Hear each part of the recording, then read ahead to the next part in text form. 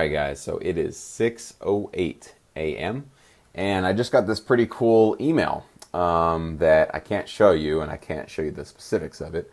It's all confidential, but basically I am being requested to knock out 4 dubstep cues for a show that's currently on the air. And the catch is they're all due tonight at the end of the day. So I don't have a lot of time to knock out 4, and they definitely are emphasizing quality. They're like, these got to be super hard, super heavy, and if they're the right fit, they can get a lot of uses on this show and other shows as well that they have access to. So big opportunity. I'm excited about it. Very tight deadline, 4 cues in 1 day. Luckily, I'm getting an early start. We're going to see how it works. But nothing is going to be starting until... Okay, now we can get started. So typically the first thing I'll do is I'll go just find a whole bunch of sounds. I use splice.com, and I highly recommend it if you need to get sounds. Right now I'm looking for just dubstep, drums, kicks, snares, hi-hats, all that good stuff. These are all snares.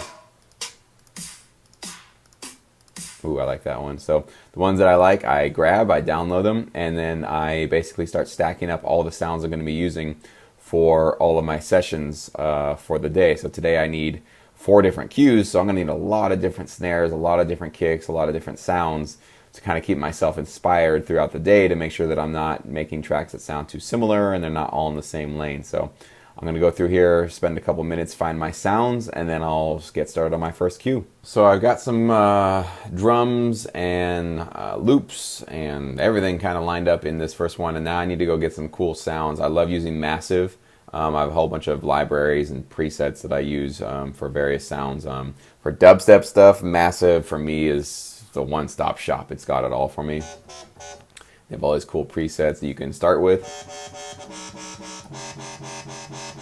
And if you want to go in and actually start changing them a little bit, you totally can. So with this one, if I wanted to change the timing of this one, I can actually sync this up. Now we're on 16th notes. I could get it down to a 12th.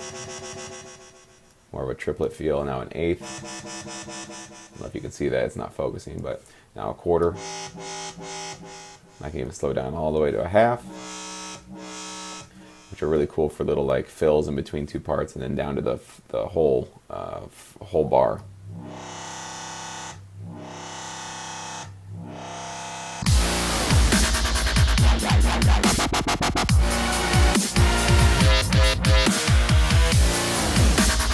Now, one thing I love to do is to keep myself very organized, especially when I'm cranking out this many tracks in 1 day. So I love using colors. Colors are just my favorite thing ever. So I'll normally find all of my drum tracks, label them all red. You can label them whatever you want. I have all these sound effects that are kind of thrown in here for now. I might change them up. Logic Pro used to have black. They don't have black anymore, so now they have brown. So brown will do. We're keeping those all brown.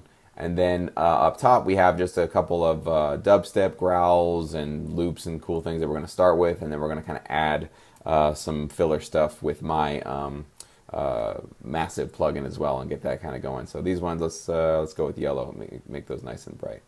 So once we solo them all, you can now see that we've got some separation here between instruments on the top, the drums in the middle, and our sound effects on the bottom. And that just really helps me make sure that I know what I'm looking at, when I need to make adjustments, I know where things are. And the next thing I will be doing is labeling all of my track titles right now. As you can see right now, they are not very useful at all. Audio 18, DTS, all this kind of stuff. So that doesn't help us at all. It doesn't make sure that we can find our tracks later. So I'm going to take a second here and rename all of these titles. Now, unfortunately, I can't play you the actual tracks that I'm producing because they're going to be belonging to this library that I'm working for, so I can't play you that. But I'm going to put my speakers on mute, and I do want to show you, I'm about ready to mix and master this track, and I want to show you the levels that you need to keep your tracks at to make sure that you can get your tracks to hit hard, slam hard, and be as loud as basically the competition. So I said I was going to mute it. Here you go. Okay, muted now. So as you can see, we are bumping up around 1.9 in this section. It's still going up to 1.9.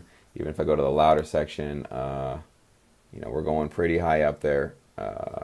Let's see if we go to the end here. I know it gets a little bit louder. Yep, see, look how high we're getting up there, 5.9. That's as high as it can pretty much get. So I like to start off my mixes in that realm. But what I'll typically do is I'll actually grab all of my tracks and faders, and I'll actually start fading them down just a little bit until when I play it again, that's not enough because still we're still up at the 2 range. So I'll go a little bit more and see how we're now. Let's see, once it plays. We're down at 4.8, 4.6, 4.2. We'll go even a little lower. It's around 6.0. That's much better. Yeah.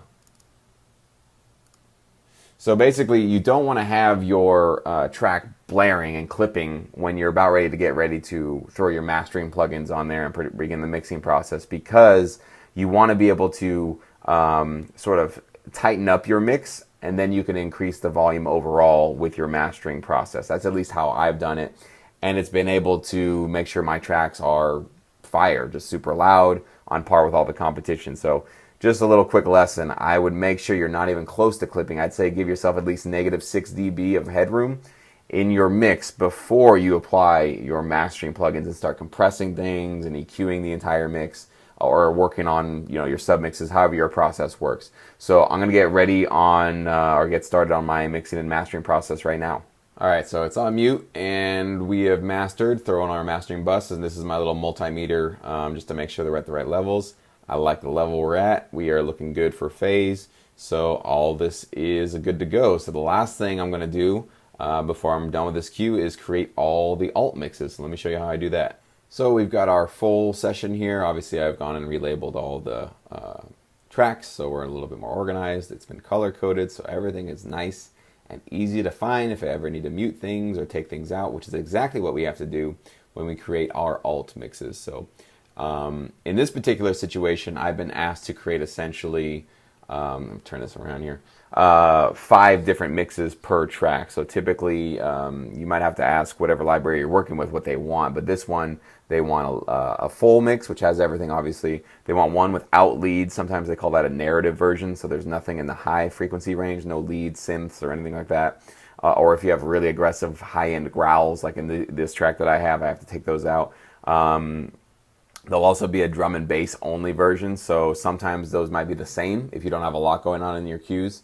And then the last would be you'd do like a 30-second, like a cut down version of it, which is pretty much going to be your chorus or like the big intense part of your track. And then it needs to have a definite ending, boom, at the end. And then lastly, sometimes they'll ask for like a 5 or 10-second sting version, which they are asking for in this opportunity. So I'm going to go through now, create all these alt mixes, and once it's all done, I'm actually going to save this entire session as a template, and so I can use a lot of these sounds again if I want to, or if I want to start swapping out snares or kicks or whatever, I can. But at least I have a pretty good palette of sounds I can go to with all my massive presets that I've chosen. I've really liked those. A lot of the leads that I have, I like those, so I can actually kind of keep the sort of dubstep world very active here for my next cue. Obviously, I don't want to make it sound too similar to my first one, but to get me started, I like having a lot of sounds that are easy to find right in front of me. Like this one took a little bit longer to get this session started just because I had to go find all the sounds, get all the drums, but now that I've done my homework, it's going to be a lot easier to do cue number 2, 3, and 4, okay? So I'm going to create all these alt mixes now, and I'll save this session as a template, and I'm getting started on number 2. Now you can see I have all 5 of the alt mixes ready to go. I have my full, no leads, drum and bass only, 30 seconds, and a sting version. So those are all good to go. I've got my session all nice and tidy, organized, well structured, and all that good stuff. So I'm going to save this now as a template. I highly recommend you get in the habit of doing these things, okay? You really need to make sure that you can find these sounds and this kind of feeling as soon as possible when you need to, especially when you need to do a lot of different tracks in one day. So this one we're going to call Dubstep Aggressive. Did I spell that right? I don't know. How about A instead of the G? How about that, huh? Okay. Aggressive. Okay, so we're going to save this in our template sessions folder there, so we can always have access to it. And now when I'm ready to start my second cue, I can actually just go right back into using essentially all of these sounds and these presets and even my mastering plugin chain, which is down here, if I want to use some of the same sort of a feeling. Because again, with a tight deadline like this, again, I'm always trying to talk with you guys. With a tight deadline like this, you don't really have the luxury of treating each song completely individually, where you get completely new sounds for everything. You try a new mixing approach, a new mastering approach. Essentially, when it comes down to tight deadlines and large numbers of cues, you got to become like a Motown factory. You got to just crank out a lot of high quality cues in a short amount of time. So you just don't have that luxury to do something maybe you would have done had you had a little bit more time. So this video, and the reason why I wanted to put this whole thing together, was to just give you guys an idea of what it could be like. This doesn't happen all the time, to have like a deadline like this. And I don't know if you can tell, but I'm not that stressed out about it, because I've done this so many times and I've had deadlines even tighter than this, that this doesn't really worry me that much. I know I'm going to get this done, but that came with years of practicing, always doing these kind of gigs, getting these tight deadlines, and always knocking out tracks like this. So it doesn't happen all the time. I'd say once every 2 or 3 months I'll get a real tight, super tight deadline turnaround. Most of the time they'll give me a week, maybe half a week, to do 4 cues like this. So it still doesn't mean that you can just take your time and just kind of drag your feet and wait until you're inspired to make music. You really got to get out there and just start cranking out tracks, right? You just got to go get to work. But once in a while, in order to please your clients, you are going to have to provide a lot of music in a short deadline. So that's why I wanted to turn on the camera for you guys and kind of give you a little behind the scenes look. So now that track number 1 is done, let's get started on number 2. Well, I thought I was ready to get started on cue number 2, but there's a little emergency I got to take care of first. The sound and smell of productivity.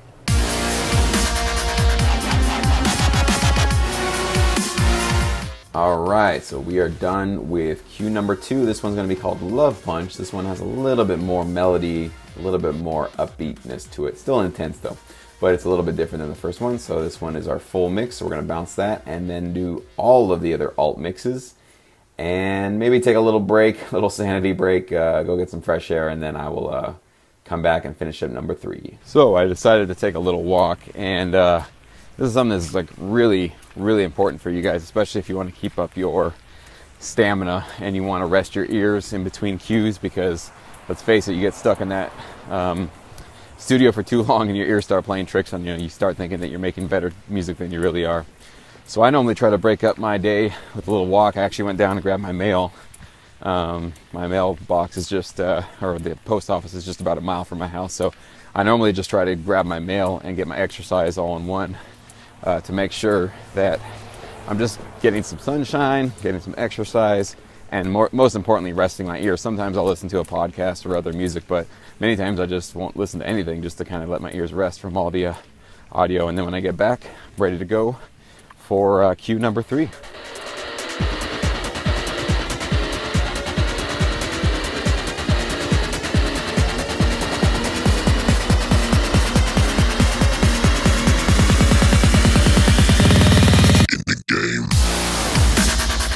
I like this one. This one is probably my favorite so far. I normally have one favorite of all the cues that I do for a particular gig, and so far we'll see what happens with number 4, but number 3 is definitely, it's got my heart for sure. So here we go. Number 3 will be called Pretty Disaster, and I'm going to be bouncing all the alt mixes right now.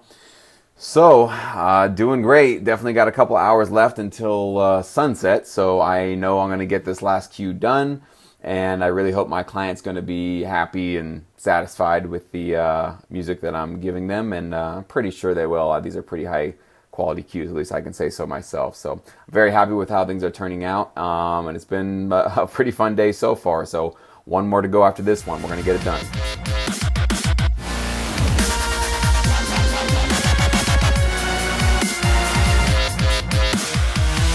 So hit a little bit of writer's block.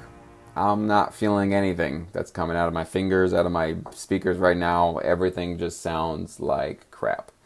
So I'm going to go outside and chill and try to get my motivation and inspiration back. Even though I've been in this business for almost 10 years, I still hit writer's block, and I just did today. Now, again, it doesn't panic me like it probably used to many years ago, because I've hit it so many times, and it doesn't take much for me to get through it, but I just was sitting there trying to crank out a new song, a new sound, and just nothing was working. It just, everything sounded like the last track that I produced, or it just wasn't inspiring or whatever. So if I don't go for a walk or get some sunshine, I normally just come outside here. I have this peaceful little pond here that literally I just kind of stare at. It just provides a whole bunch of tranquility. It kind of spaces me out a little bit. I literally just stare at it. It's kind of funny, but whatever it is for you that works. I mean, I have a lot of techniques and strategies that I teach about in my master course about how to get over writer's block. Sometimes calling a friend, watching some YouTube videos. There's a whole bunch of stuff you guys can do to get over it. But you know, the important thing is that you don't let these little moments of not really feeling it take you down to the point where you stop producing and you don't get back in your studio and keep getting at it. Because if it takes you down to the point where you're not producing, then it will have an impact on your career, and you won't be able to stay as productive as possible. And remember, consistency is key to succeeding in this business. I don't care what genres you produce or how long you've been doing this. If I don't personally stay productive and keep cranking out music, then I don't stay relevant to the contacts and the people that I've built relationships with in this industry. So you yourselves must stay motivated and productive as often as possible. But remember, we're all human, right? I mean, I'm a professional in this industry, and I'm still facing writer's block. We all face it. But the thing is, you gotta have some tools, some strategies, some ways to overcome it before it even hits, so that when it comes, it doesn't, you know, take you down so much that you lose all motivation for the rest of the day, or panic, so you feel like, oh boy, when am I going to get my motivation again? So that's really what I'm trying to you know, teach you guys with my course and with everything that I offer you guys, with all my videos, YouTube stuff, all that stuff. You can get through it. And you know, the biggest difference, I'll end this part of the video with this, that the major difference between pros and amateurs, especially, it doesn't matter what it is, but particularly in the music business, is pros get through their writer's block. Amateurs give up, right? And we all feel it, right? Amateurs and pros both feel writer's block. The only difference is the professionals find a way to get through it. The amateurs, when they don't feel like writing, they just don't. They go watch TV, they go play video games, they go get busy with something else. But professionals don't have a choice. They figure out a way, they have other strategies and techniques to get through writer's block so that they can complete their tracks, right? I mean, pros finish their tracks, amateurs don't. That's really the difference. So I'm going to chill out here with the breeze and the fish in the pond, and just kind of collect myself, and then go right back in there. A couple minutes, 5, 10, 15 minutes, and knock out that last cue.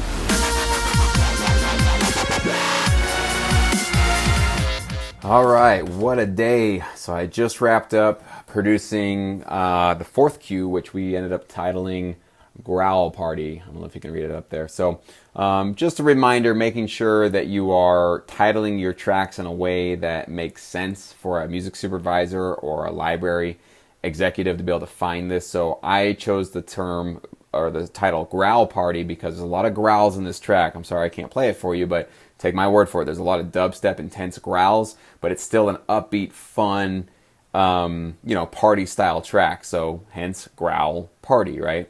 So just something you need to make sure as you are, you know, thinking of what kind of titles you want to put on your cues when you send them to music libraries. Make sure that they're very market friendly, so to speak, so that somebody who stumbles across it kind of, by just looking at the title, gets an idea of what the intensity is, what the emotion is, or really what kind of a placement this kind of a cue can get.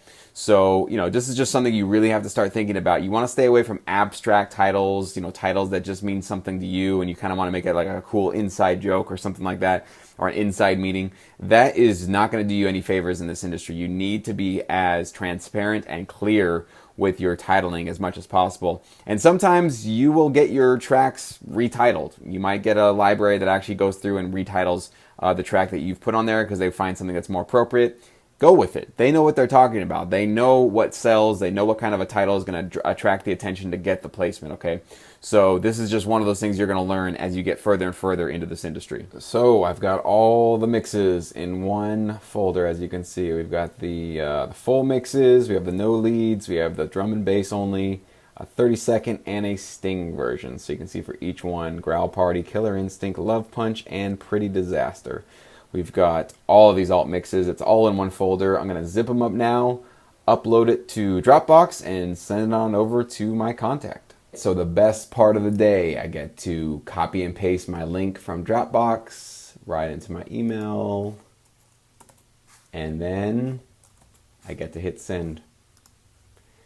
And it's off. So now, hopefully, my client likes those tracks, he digs them, and they get some big placements, and hopefully not just on this particular show that we're shopping these two and getting them placed on, but hopefully a couple of other ones. So this is kind of the life of what it's like producing, mixing, and mastering your own tracks right from your home studio.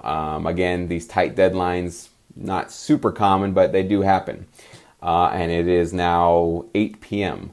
So this was a long day. You know, at 6 a.m. I started. I did take a couple of breaks here and there, took a walk, hung out outside by the pond. Of course, I got, lunch and dinner and took some coffee breaks and all that good stuff. But, a full day in the studio, knocking out tracks. Totally worth it, though. I couldn't think of anything I'd rather be spending my time doing.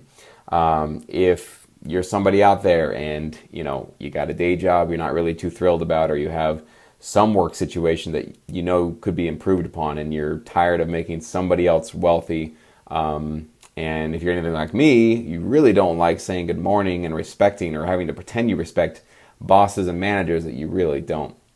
And so in this business, you do have to please clients, and you got to please music libraries, but really you're your own boss. Nobody was really forcing me to do these 4 cues today. If I didn't get them done, I could have made up some excuse and told my guy, sorry, I just got busy, or that's too much, I couldn't get it done. But I've said this a couple times in some of my YouTube videos, and I actually made a YouTube video dedicated specifically to this. You can only choose one or the other. You can choose success or excuses. So I chose to succeed today. I chose to knock out these 4 cues, get them sent in on time, make sure they're high quality, and I had a lot of fun doing it. It was actually one of those days where you kind of fall in love with making music again. And I just had a blast. I love this genre, really intense, aggressive dubstep. I mean, just can't beat it, guys. So that is what it's like, potentially, if you want to get into this business and you really want to work hard enough to be able to succeed so you can do this full time.